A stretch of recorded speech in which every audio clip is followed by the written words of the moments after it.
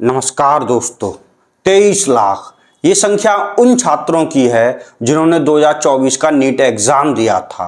इनमें से हजारों बच्चे ऐसे होंगे जिनके माता पिता ने कर्ज लेकर उन्हें परीक्षा की तैयारी कराई होगी, खुद आधी रोटी खाई होगी, लेकिन अपने बच्चों की एजुकेशन में कोई कमी नहीं रहने दी होगी। लेकिन जब 4 जून को नीट के नतीजे आए तो इनमें से अधिकांश की उम्मीदें ध्वस्त हो गईं।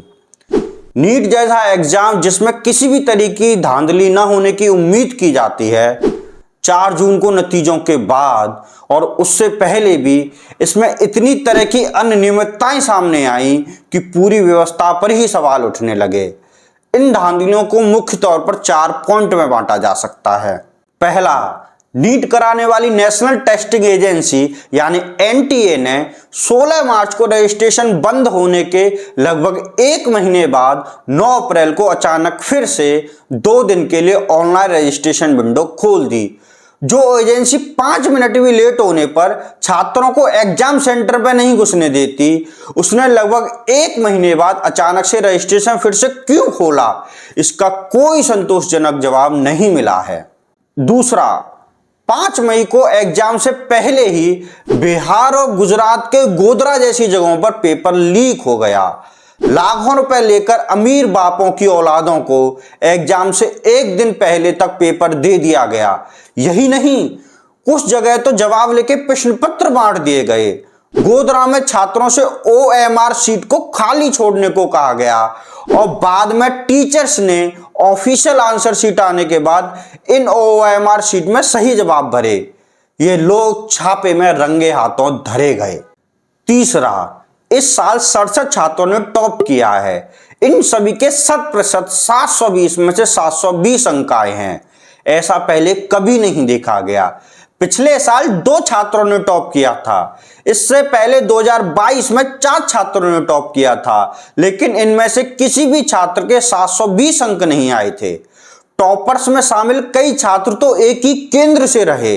टॉपर्स में 62 से लेकर 69 नंबर तक हरियाणा के एक केंद्र के छात्र रहे। इन सभी के रोल नंबर लगभग एक जैसे थे, जिससे कई सवाल खड़े होते हैं। यही नहीं, इनमें से कुछ के पूरे 720 तो कुछ के 718 और 719 नंबर आए, जो नीट की मार्किंग के हिसाब से लगभग असंभव है। चौथा और सबसे बड़ा सवाल ये कि नीट का रिजल्ट तय समय से 10 दिन पहले घोषित कर दिया गया। रिजल्ट आना 14 जून को था, लेकिन इसे 4 जून को ही घोषित कर दिया गया। 4 जून को ही लोकसभा चुनाव के नतीजे आए थे।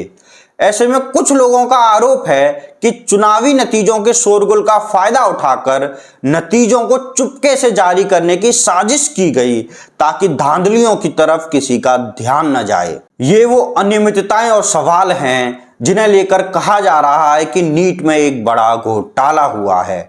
जगह जगह पर छात्र और उनके परिवार वाले प्रदर्शन करके जांच की मांग कर रहे हैं, लेकिन जांच करे कौन? शिक्षा मंत्री धर्मेंद्र प्रधान जांच से पहले ही कह चुके हैं कि कोई घोटाला और पेपर लीक नहीं हुआ। उन्होंने धांधलियों का सवाल उठा रहे छात्रों को ही कटघरे में खड़ा कर दिया और कहा कि ये प्रदर्शन मोटिवेटेड है। आपको ये शब्द सुने सुने लग सकते हैं। हर प्रदर्शन के समय सरकार की ओर से यही कहा जाता है। किसानों ने प्रदर्शन किया तो उन्हें खालिस्तानी बोल दिया गया। सीएए एनआरसी के खिलाफ मुस्लिमों ने प्रदर्शन किया तो उन्हें आतंकवादी बोल दिया गया। जेएनयू के छात्रों ने फीस बढ़ाने के खिलाफ प्रदर्शन किया तो उन्हें वामपंथी बोल दिया गया। हो सकता है कि जो छात्र आज नीट घोटाले से प्रभावित हैं, उन्होंने भी किसानों को खालिस्तानी बोला हो, लेकिन आज जब उन पर बीत रही है तो उन्हें समझ आ रहा है कि क्यों सरकारों को निरंकुश नहीं छोड़ना चाहिए, क्यों सरकार पर लगाम लगाकर रखनी चाहिए, क्यों वोट धर्म के आधार पर नहीं अपने भविष्य को देखते हुए देना चाहिए। खैर, अब देखते हैं कि मोदी सरकार परेशान छात्रों की समस्या के समाधान के लिए क्या करती है।